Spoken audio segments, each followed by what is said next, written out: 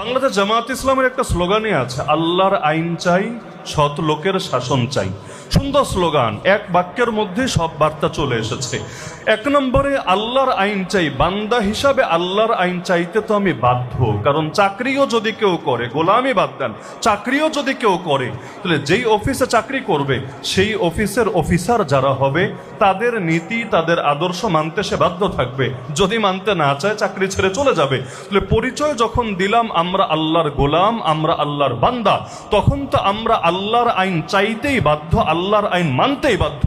ওই বান্দা আবার কেমন বান্দা, যে নিজের ভেতরে এবং সমাজের ভেতরে, রাষ্ট্রের ভেতরে আল্লাহর আইন চায় না। মাঝে মাঝে দেখবেন আফসোস লাগে, ওই সংসদের মতো দাঁড়িয়ে জায়গায় দাঁড়িয়ে পর্যন্ত কেউ কেউ ডায়লগ মারার চেষ্টা করে যে মসজিদের মধ্যে রাজনীতি চলতে দেওয়া উচিত না।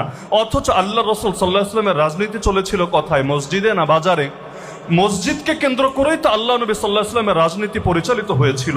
আমাদের বাংলাদেশের মুসলমানদেরকে ইসলামী চিনতে দেওয়া হয় নাই। এই জাতি যদি ইসলাম চিনতো, তারা বুঝতো খালি নামাজ পড়লেই খাঁটি মুসলমান হওয়া যায় না, খালি রোজা রাখলেই খালি মুসলমান হওয়া যায় না, খালি হজ যাকাত করলেই খাঁটি মুসলমান হওয়া যায় না। খাঁটি মুসলমান হতে চাইলে জীবনের সব ক্ষেত্রেই আল্লাহর গোলামি করা লাগে, আল্লাহর আনুগত্য করা লাগে। মসজিদে আসলেও বলা লাগে আল্লাহ আমার রব, আর পার্লামেন্টে গেলেও বলতে হয় আল্লাহ আমার রব, মাদ্রাসায় আসলেও বলতে হয় আল্লাহ আমার রব, আবার ব্যাংকে গেলে, শেয়ার মার্কেটে গেলেও বলতে হয় আল্লাহ আমার রব। তাহলে আল্লাহর আইন চাই, একথার অর্থ তো এটাই, জীবনের সব ক্ষেত্রে প্রতিটা সেক্টরে সেক্টরে আল্লাহর আইন যেটা আছে সেটা খুঁজে খুঁজে আমরা বাস্তবায়ন করব। এটাই তো বান্দা হিসাবে আমাদের বন্দেগীর পরিচয়। আমি মনে করি এই লক্ষ্য নিয়ে বাংলাদেশ জামায়াতে ইসলামী অগ্রসর হচ্ছে, এবং এই ক্ষেত্রে তাদেরকে সহযোগিতা করা প্রত্যেকের ঈমানি দায়িত্ব বটে। বলবেন ঈমানি দায়িত্ব আপনি কিভাবে বললেন? আমি বলেছি কোরআন মাজিদের সূরা মাইদার 2য় আয়াতকে সামনে রেখে আল্লাহ বলেন, তাআওয়ানু আলাল বিররি ওয়াত তাকওয়া, তোমরা নেক কাজ এবং তাকওয়ার কাজে একজন আরেকজনকে সহযোগিতা করো।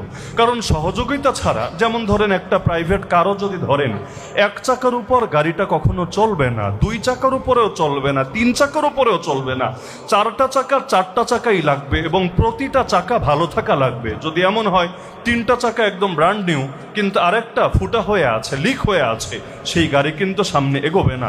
আল্লাহ নবী বলেন, আল মুমিনু লিল মুমিনি কাল বুনিয়ান ইয়াশুদ্দু বাদুহু বাদা, এক ইমানদার আরেক ইমানদারের জন্য এমন বিল্ডিং এর মতো হতে হবে, এমন ইমারতের মতো হতে হবে, যার এক অংশ আরেক অংশকে অবশ্যই শক্তি যোগাবে। আজকে যদি সেলিমউদ্দিন ভাই উদ্যোগ নেন যে আমি ঢাকা উত্তরকে পরিবর্তন করে দেব, তিনি একা কখনোই পারবেন না যদি জনগণ তার হাত শক্তিশালী না করে, তাকে সমর্থন না করে।